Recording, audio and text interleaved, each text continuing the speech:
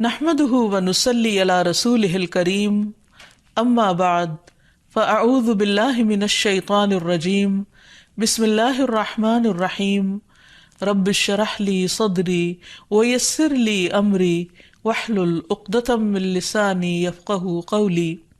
السلام علیکم ورحمۃ اللہ وبرکاتہ۔ آج ہم انشاءاللہ آپ کے ساتھ گھریلو پریشانیوں سے نجات حاصل کرنے کی دعائیں شیئر کریں گے۔ اس موضوع پر آپ سے گفتگو ہوگی کہ کس طرح ہم اپنے خاندانی زندگی کو، اپنی معاشرتی زندگی کو خوشگوار بنا سکتے ہیں اللہ سبحانہ وتعالیٰ کی مدد کے ساتھ۔ کوشش اپنی جگہ، لیکن ہر کوشش اس وقت فائدہ مند ہو جاتی ہے جب انسان اس کے ساتھ ساتھ اللہ تعالیٰ سے دعا کرتا ہے۔ حدیث میں آتا ہے کہ اللہ سبحانہ وتعالیٰ کے نزدیک دعا سے زیادہ معزز اور کوئی چیز نہیں، یعنی سب سے زیادہ اللہ تعالیٰ جس چیز کو بندے کی ویلیو کرتے ہیں وہ دعا مانگنا ہے۔ اسی طرح ایک اور حدیث میں آتا ہے کہ دعا کرنا افضل عبادت ہے، یعنی انسان جب اللہ تعالیٰ کے آگے ہاتھ پھیلاتا ہے، اپنے دل کی پکار اپنے رب کو سناتا ہے، تو دراصل وہ عبادت کی حالت میں ہوتا ہے اور ایک افضل عبادت کر رہا ہوتا ہے۔ اس لیے کثرت کے ساتھ دعائیں کرتے رہنا چاہیے، لیکن یاد رہے کہ دعا کرنے سے پہلے اللہ سبحانہ وتعالیٰ کی تعریف ضرور کی جائے۔ اس سلسلے میں تعریف کے بے شمار کلمات ہمیں احادیث کی کتابوں میں ملتے ہیں۔ انہی میں سے ایک آتا ہے کہ آپ صلی اللہ علیہ وسلم سے سوال کیا گیا کہ کون سا کلام افضل ہے؟ آپ نے فرمایا جو اللہ نے اپنے فرشتوں اور اپنے بندوں کے لیے چنا، اور وہ ہے سبحان اللہ و بحمدہ، سبحان اللہ و بحمدہ۔ یعنی جب انسان دعا کرنا چاہے تو اس سے پہلے کچھ مرتبہ جتنا اس کا دل چاہے اللہ تعالیٰ کی تسبیح اور حمد و ثنا بیان کرے، اور بار بار تکرار کے ساتھ کہتا رہے سبحان اللہ و بحمدہ۔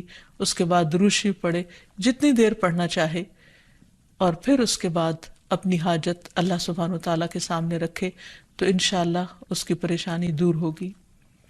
جہاں تک گھریلو پریشانیوں کا تعلق ہے تو اس میں ہم دیکھتے ہیں کہ ہر گھر کے اندر کوئی نہ کوئی چیز ایسی ہو جاتی ہے کہ جس سے باہمی تعلقات میں بدمزگی پیدا ہو جاتی ہے۔ بعض افراد کی طبیعت میں غصہ زیادہ ہوتا ہے، بعض لوگ جھگڑالو ہوتے ہیں، بعض لوگ شکی مزاج کے ہوتے ہیں، بعض لوگوں کو اونچا بولنے کی عادت ہوتی ہے، بعض لوگ دوسروں کو مختلف باتوں پر زج کرتے رہتے ہیں، بعض لوگ اپنی ذمہ داریوں کو ٹھیک سے نہیں نبھاتے۔ تو یہ تمام چیزیں صرف نہ یہ کہ ایسے انسان کو خود بلکہ اس کے آس پاس رہنے والوں کو اذیت میں مبتلا کر دیتی۔ اب اس میں انسان بعضوں کو سمجھانے سے بھی کام لیتا ہے، دوسروں سے بھی مدد لیتا ہے، لیکن پھر بھی مسئلہ حل نہیں ہوتا۔ تو صحابہ کرام تو اپنی جوتی کا تسمہ بھی ٹوٹ جاتا تو اللہ سبحانہ تعالیٰ سے مانگتے تھے۔ تو اگر گھر کے اندر کسی قسم کی ناچاکی یا پریشانی ہے تو اس سلسلے میں بھی ہمیں اللہ تعالیٰ کی طرف رجوع کرنا چاہیے، اور پھر اس کے ساتھ ساتھ دوسرے کو جو مشکل پیدا کر رہا ہے سمجھانا بھی چاہیے۔ جہاں تک لڑائی جھگڑے کا تعلق ہے تو اسے منافقت کی علامت بتایا گیا۔ آپ صلی اللہ علیہ وسلم نے فرمایا کہ منافق کی 4 علامتیں ہیں، ان میں سے ایک بات کرے تو جھوٹ بولے، وعدہ خلافی کرے، امانت میں خیانت کرے، اور جب وہ جھگڑا کرے تو گالی دے، یعنی جھگڑتا بھی ہے اور گالی بھی دیتا ہے۔ نبی صلی اللہ علیہ وسلم نے یہ بھی فرمایا کہ اللہ کو سب سے زیادہ ناپسند آدمی وہ ہے جو بہت جھگڑالو ہے، یعنی اللہ تعالیٰ ایسے شخص سے محبت نہیں کرتے۔ اس لیے اگر آپ کسی سے بات کر رہے ہو تو اس کی بات توجہ سے سن لے۔ چھوٹی چھوٹی باتوں پر جھگڑنا اور دوسرے کے ساتھ بد اخلاقی سے پیش آنا یہ درست نہیں۔ پھر اسی طرح مومن جو ہے وہ کبھی بد اخلاق نہیں ہوتا، اور بد اخلاقی پھر منافقت کی علامت ہے۔ رسول اللہ صلی اللہ علیہ وسلم نے فرمایا تمہارے یہ نسب نامے کسی کے لیے گالی کا سبب نہیں ہے، تم سب آدم کی اولاد ہو، ایک دوسرے کے قریب ہو، دین یا عمل صالح کے علاوہ کسی وجہ سے کسی کو کسی پر کوئی فضیلت نہیں۔ آدمی کے برا ہونے کے لیے یہی کافی ہے کہ وہ فحش گو ہو، بد کلام ہو، بخیل ہو اور بزدل ہو۔ پھر اسی طرح آپس میں محبتوں کا نہ ہونا، بہن بھائیوں میں ناچاکی یا شوہر بیوی میں ناچاکی یا والدین کے ساتھ محبت کا نہ ہونا، یہ ایک طرح سے اللہ تعالیٰ کی طرف سے ایک آزمائش بھی ہو سکتی ہے اور ایک عذاب بھی ہو سکتا ہے۔ مومن تو محبت کرنے والا ہوتا ہے، اور اس شخص میں کوئی خیر نہیں جو محبت کرتا نہیں اور لوگ اس سے محبت نہیں کرتے، اور لوگوں میں سب سے زیادہ بہترین انسان وہ ہے جو لوگوں کے لیے فائدہ مند ہوتا ہے۔ تو اس لیے بہت ضروری ہے کہ خاندان کے اندر باہم محبت پائی جائے۔ گھریلو زندگی خوبصورت ہو جاتی ہے اگر آپس میں ایک دوسرے سے پیار، محبت اور ہمدردی کے جذبات پائے جاتے ہیں۔ پھر اسی طرح بعض اوقات گھریلو زندگی میں بدگمانیاں بہت تکلیف دیتی ہیں، یا گھر کے کچھ افراد سنی سنائی باتوں پر یقین کرتے ہوئے دوسروں کے خلاف بدگمانی پال لیتے ہیں، تو اس سے بھی پرہیز کرنے کی ضرورت ہے۔ اسی طرح گھریلو پریشانیوں میں گھر کا تنگ ہونا بھی ایک عذاب کی شکل ہے۔ اس لیے نبی صلی اللہ علیہ وسلم نے ہر وضو کرنے کے بعد جو دعا سکھائی، اس میں خاص طور پر یہ دعا آتی ہے کہ اے اللہ میرے گھر میں وسعت پیدا کر دے، یعنی ایک تو دلوں میں وسعت ہو، اور دوسرا یہ ہے کہ جگہ بھی کشادہ ہو۔ رسول اللہ صلی اللہ علیہ وسلم نے فرمایا 3 چیزیں بدبختی میں سے ہیں۔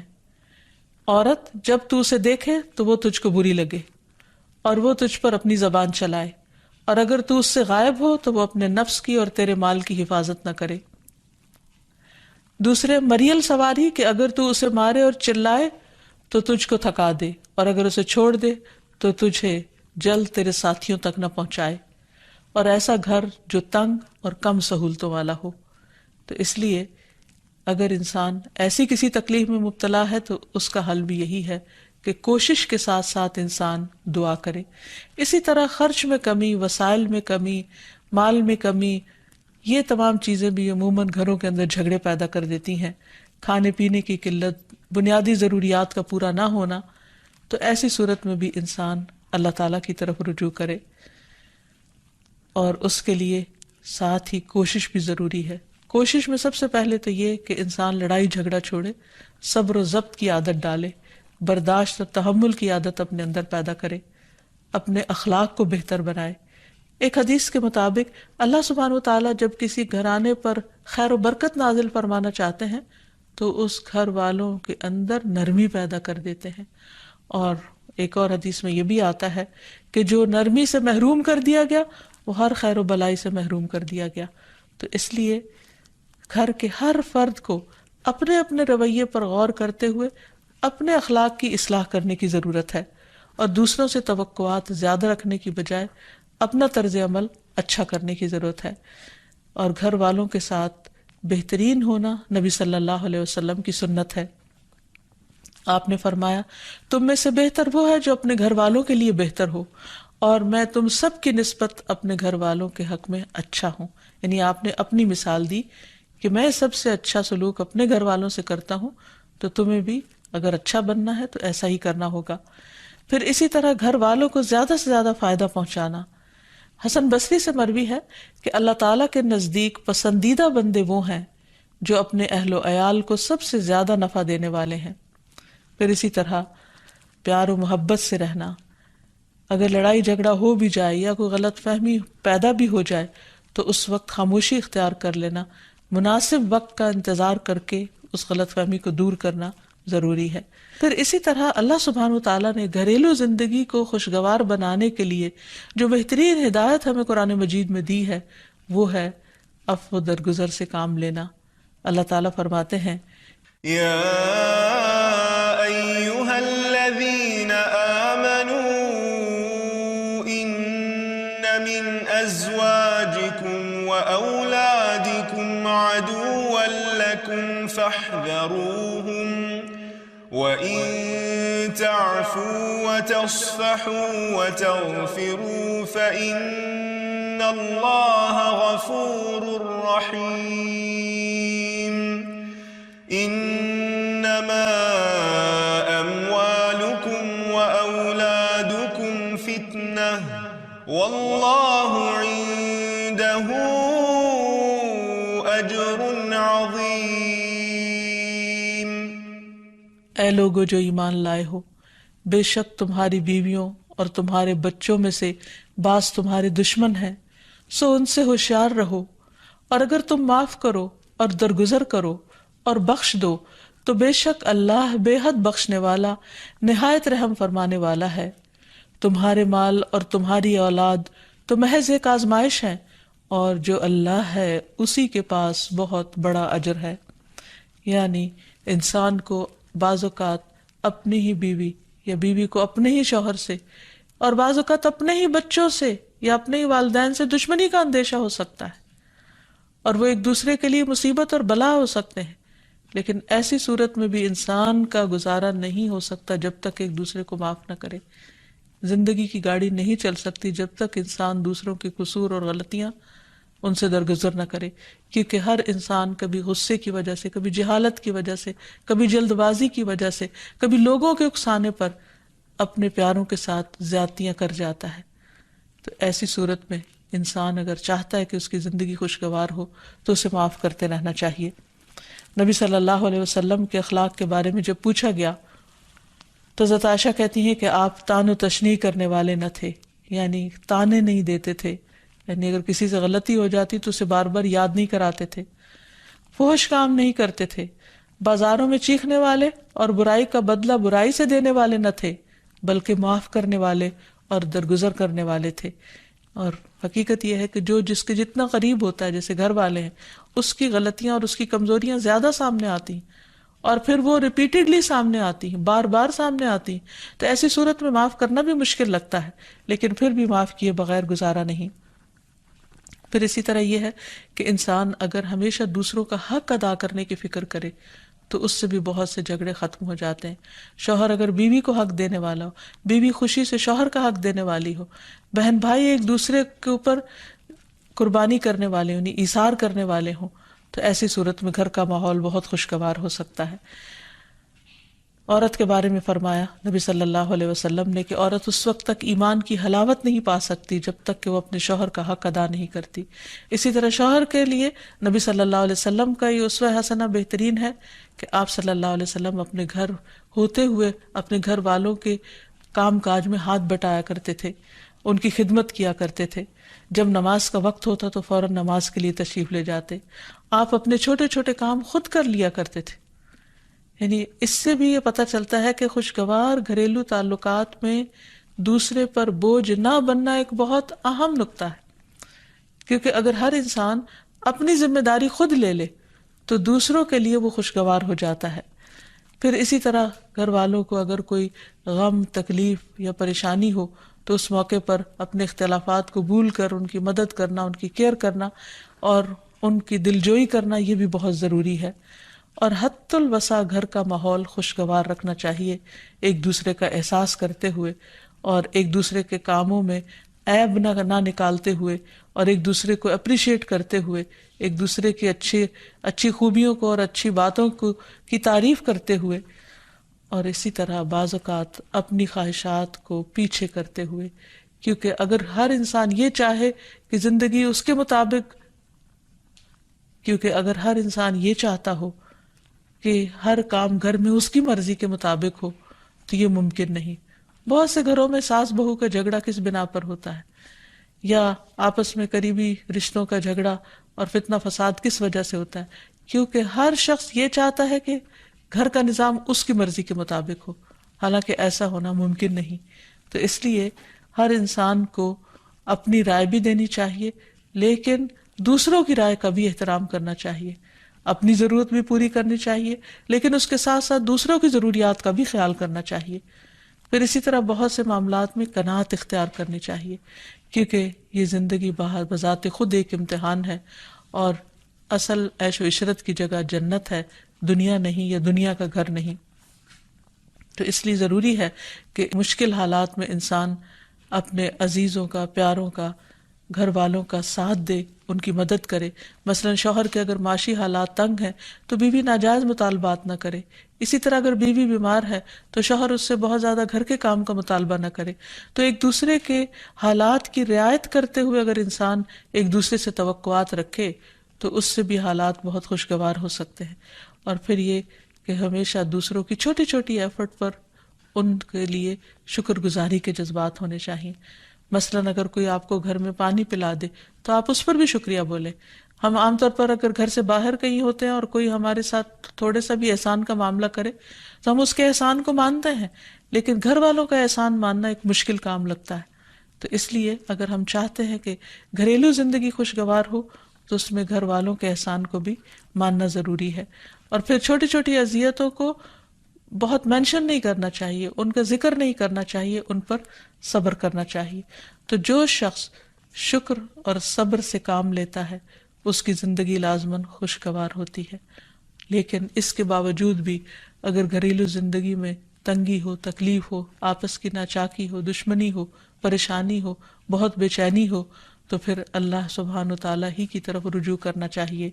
کیونکہ قرآن مجید میں آتا ہے وَإِن يُرِدْكَ بِخَيْرٍ فَلَا رَادَّ لِفَضْلِهِ يُصِيبُ بِهِ مَن يَشَاءُ مِنْ عِبَادِهِ وَهُوَ الْغَفُورُ الرَّحِيمُ. اور اگر اللہ تجھ سے کوئی بھلائی کرنا چاہے تو کوئی اسے ٹالنے والا نہیں، وہ اپنے بندوں میں سے جسے چاہے فضل سے نوازتا ہے اور وہ بخشنے والا اور رحم کرنے والا ہے. تو اس لیے چھوٹی چھوٹی تکلیفوں پر بھی فوراً اللہ کا ذکر، اللہ کی یاد، اللہ کی تسبیح انسان کے دل کو سکون بخشتے. اور نبی صلی اللہ علیہ وسلم نے خصوصاً اپنی پیاری بیٹی فاطمہ رضی اللہ تعالی عنہا کو جب وہ گھر کے کام کاج کر کے تھک جاتی تھی، کیونکہ اپنے ہاتھ سے چکی پیستی، اپنے ہاتھ سے آٹا گوندتی، اپنے ہاتھ سے اپنے گھر کے کام کاج کرتی، بچوں کو لک آفٹر کرتی، تو بہت تھک جاتی تھی. اور اسی تھکاوٹ کی وجہ سے انہوں نے ایک دفعہ نبی صلی اللہ علیہ وسلم کے پاس جب کچھ قیدی آئے تو خادم کا مطالبہ کیا، لیکن آپ صلی اللہ علیہ وسلم نے ان کو خادم دینے کی بجائے یہ تسبیحات سکھائی اور فرمایا کہ جب تم اپنے بستر پر جانے لگو تو 33 بار سبحان اللہ، 33 بار الحمدللہ اور 34 بار اللہ اکبر پڑھ لیا کرو. اور اسی لیے یہ تسبیحات فاطمہ کے نام سے بھی معروف ہیں. تو رات کو خاص طور پر بستر پر لیٹ کر یہ تسبیحات ضرور پڑھ لینی چاہیے، کیونکہ یہ گھریلو کام کاج کی تھکاوٹ کا بہترین علاج ہے اور خادم کی جگہ کفایت کرنے والی دعائیں ہیں. پھر اسی طرح گھر میں وسعت اور کشادگی کی دعا، اللہم اغفر لی ذنبی ووسع لی فی داری وبارک لی فی رزقی. اے اللہ میرے گناہ معاف کر دے، میرے گھر میں وسعت پیدا کر دے اور میرے رزق میں برکت عطا کر دے. پھر اسی طرح چھوٹی چھوٹی پریشانیوں کے سلسلے میں مثلاً بچے کو چوٹ لگ گئی یا اچانک کسی وبائی مرض کا کوئی شکار ہو گیا تو علاج معالجے کے ساتھ ساتھ دعا کرنا ضروری ہے. مثلا گھر والوں میں سے اچانک کسی کو کوئی ایسی بیماری آ گئی، کوئی سٹروک ہو گیا یا ہارٹ اٹیک ہو گیا تو سارے گھر والے پینک ہو جاتے ہیں. ایسی صورت میں پریشانی کا صرف اظہار کرتے رہنے سے اور غمگین رہنے سے مریض کی مدد نہیں کی جا سکتی. تو اس موقع پر اللہ تعالیٰ سے دعا کرنی چاہیے. اور ایک بہت خوبصورت دعا جو نبی صلی اللہ علیہ وسلم نے حضرت اسماء بنت امیس کو سکھائی تھی کہ آپ نے فرمایا کیا میں تمہیں ایسے کلمات نہ سکھاؤں جن کو تم پریشانی کے وقت پڑھا کرو. اور وہ کلمات ہیں اللہ اللہ ربی لا اشرک بہ شیئا، اللہ ہی میرا رب ہے، میں اس کے ساتھ کسی چیز کو شریک نہیں بناتی. اور آخر میں یہ کہ گھر والوں کی باہمی محبت اور الفت اور تعلقات کی بہتری کی دعا کرنی چاہیے جو پیارے نبی صلی اللہ علیہ وسلم نے ہمیں سکھائی ہے.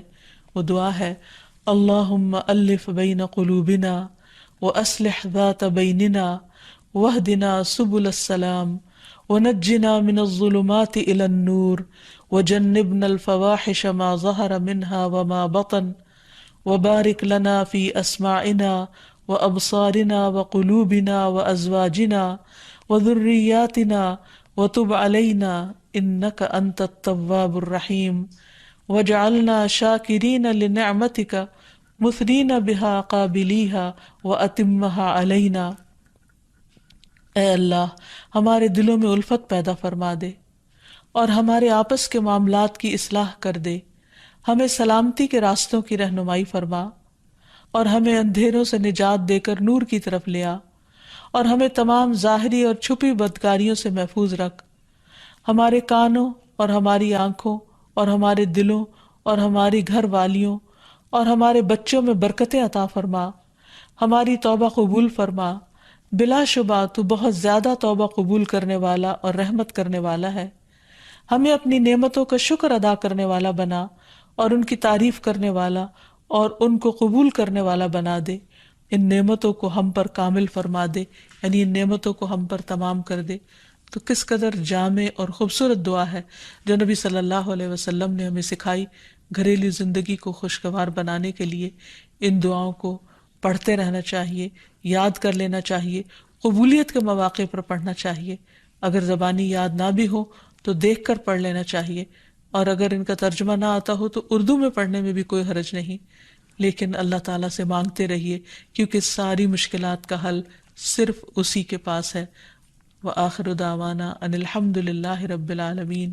السلام علیکم ورحمۃ اللہ وبرکاتہ. ولم أكن بدعائك